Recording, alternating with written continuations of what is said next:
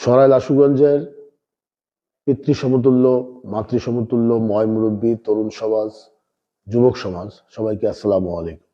আপনারা জানেন দীর্ঘদিন যাবৎ আমি জাতীয়তাবাদী দলের রাজনীতির সাথে জড়িত। আমি এই আসনে ধানের শীষের প্রার্থী ছিলাম। যে কোনো কারণে এখানে জোটকে প্রার্থী দেওয়া হয়েছে, সেহেতু সরাইল আশুগঞ্জের ময় মুরব্বী, বিভিন্ন রাজনৈতিক নেতৃত্ব, তরুণ সমাজ, শিক্ষিত সমাজ সবার সাথে আলোচনার মাধ্যমে আমি সিদ্ধান্ত নিয়েছি এই আসন থেকে আমি স্বতন্ত্র নির্বাচন করব। এই স্বতন্ত্র নির্বাচনটা আসলে আমার একার ইচ্ছায় হয়নি।